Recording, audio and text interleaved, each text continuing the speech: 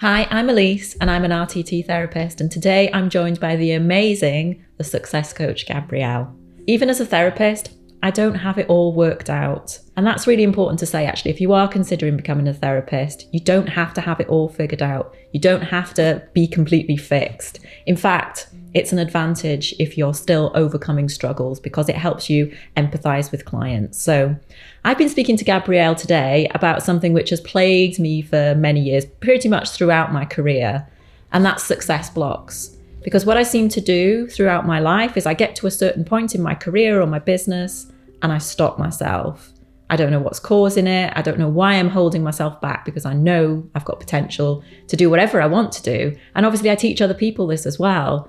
So I get very frustrated now that why am I holding myself back from these? So welcome, Gabrielle. It's lovely to talk to you. It's lovely to be here, and thank you for being vulnerable and sharing your blocks, because I think when we talk about these subjects and other people hear what you're going through, they can relate to it and understand what's going on with them as well. So tell me more about how this block affects you. Tell me a little bit more about it. Okay, well, throughout my working career, for as long as I can remember, actually, even when I was kind of back at school and studying for exams, I always knew that I had the potential to do well, and I knew that I could do well, but I would get to a certain point and kind of almost stop myself from doing any better. I would get to a certain point or a certain level in my career or, my business, and then I would think, right, stop, halt.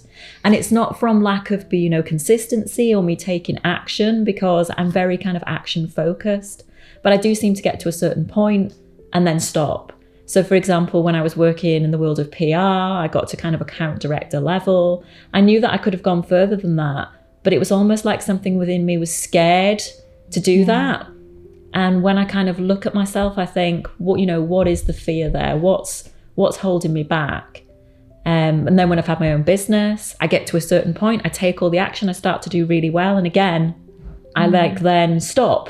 I pull back that consistency. It's almost like I have my finger over the little self-sabotage button. I don't want to go any further forward because what's going to happen next? Or what if I can't get to the next level? Yeah. And so kind of at the moment, I feel a little bit frustrated and stuck because I know I'm ready for that next level, but there's something within me which is really holding me back.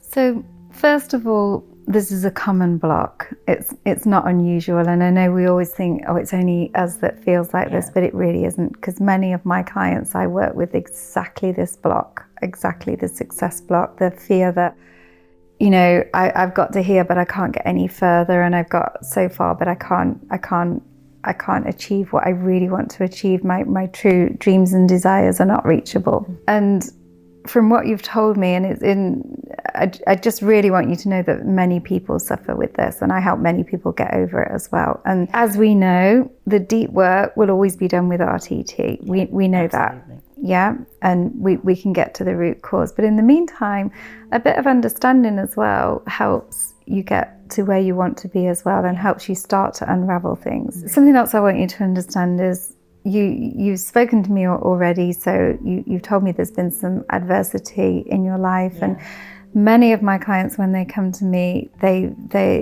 to the outside world, they look very successful. To the outside world, you look successful. You wouldn't know you were struggling with any of this. And they've used that adversity to get to where they need to be. It's pushed them, it's drove them. Things have happened to you in your past, you've told me this. And all of that has got you to where you want to be. All of that has got them to where they want to be. However, they've hit a level where they're just tired. They just don't want this adversity anymore. This constant on that treadmill, trying to, all of that energy it takes. And they're just ready to get past that level and achieve so much more in their life. And does that sound like you? That's absolutely where I am now, because that frustration I've had over the years has just remained a frustration. But now I'm like, no, it's now or never. I'm 44 years old. I know what I want. I see the vision. I have the clear vision in my head. I know that I'm capable of it, but I've got to stop standing in my own way. And I know that there are things, I grew up with a very unsupportive parent. I've been in narcissistic relationships, which have really kind of crushed my self-worth and confidence over the years. But I've spent the last sort of 3 or 4 years rebuilding that. And, I preach this to other people, and sometimes I feel like I need to have that preached back to me, because I'm very good at giving out the advice, but sometimes not as good taking it.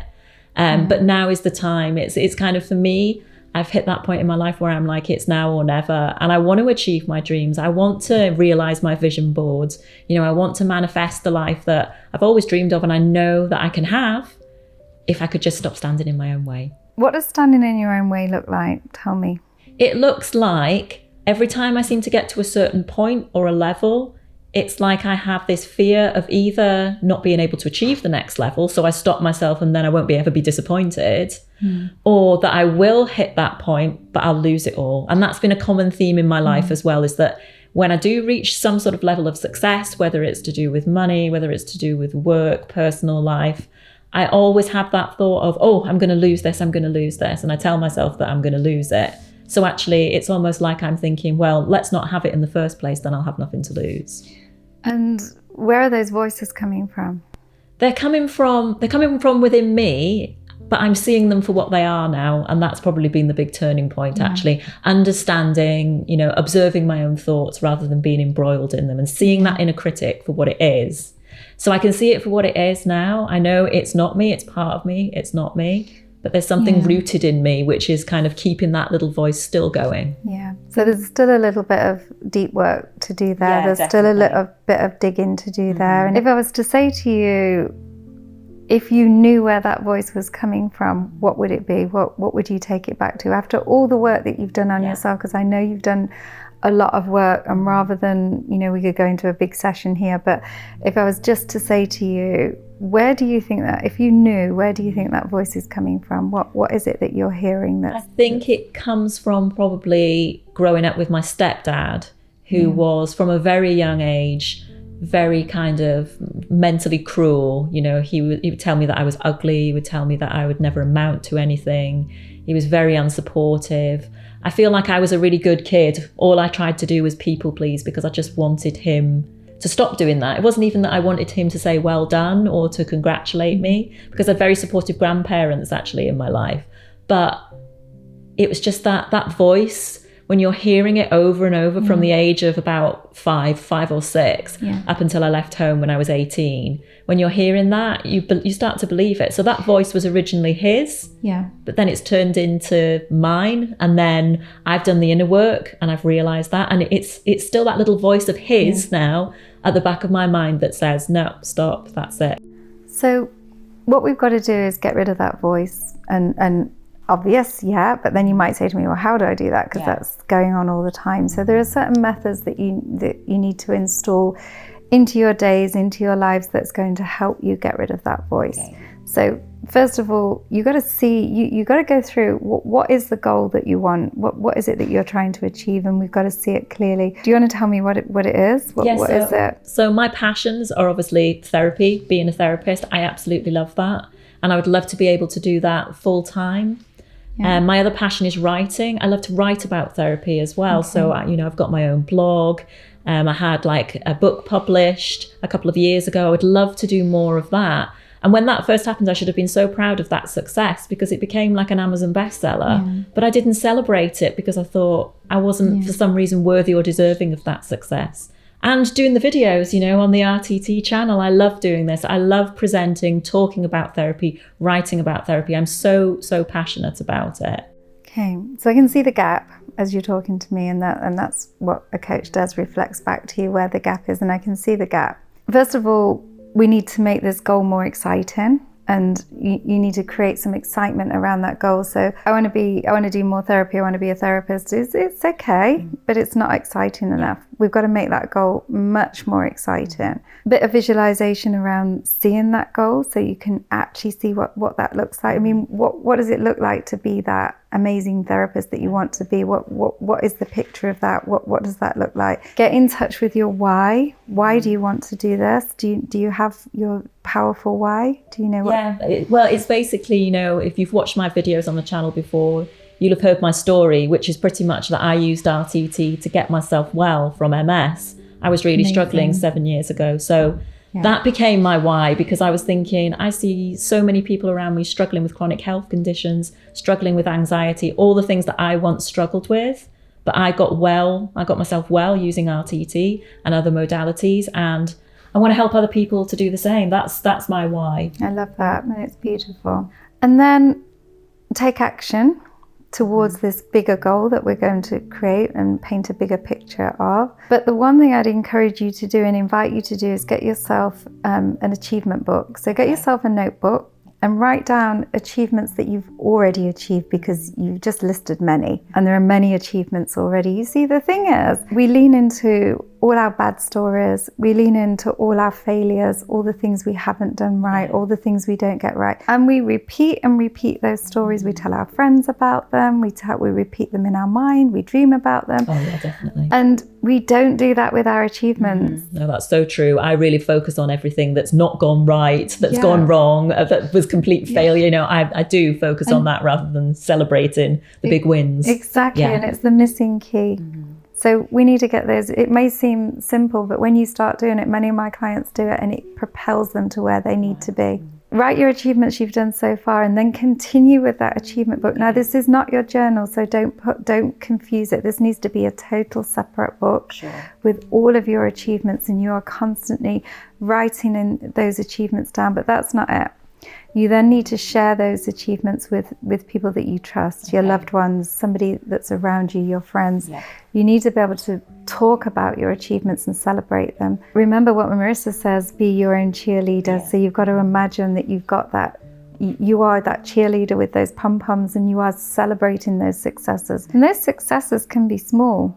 They can be big, but they can be tiny, but it is so important. And then eventually we're going to drown out that voice that you can't do this, you're never going to be able to achieve that. And there is more work to do, but these 3 steps are going to put you on a better path than where you are right now. Sounds amazing. So how do you feel right now about your success path? Well, you know, even just saying out loud, oh, I did this or I did that, there's almost like a part of me that feels awkward, but also like, why aren't I celebrating that more? Why am I not shouting that, you know, from the rooftops that I've done that, rather than focusing on something that went wrong and I thought, oh, well, that was a big fail. There's so much to celebrate. There's so much to celebrate, and you are amazing as you are right now, and you are going to do great things. I already know that from listening to your story. And this block is a tiny thing. It's tiny. It's so tiny. It's going to, and when we get in there with the RT and we do the deep work, we will completely get rid of it. But for now, you're going to feel so much better just putting these steps into your everyday life right now. Thank you so much, Gabrielle. You're welcome. Really Thank appreciate you. that. Thank you. I love what I do. So it shines through, it shows through, definitely. Thank you. So see, you don't have to be perfect. You don't have to be fixed. You don't have to be, you know, have no problems at all to be a therapist, because we're all a work in progress.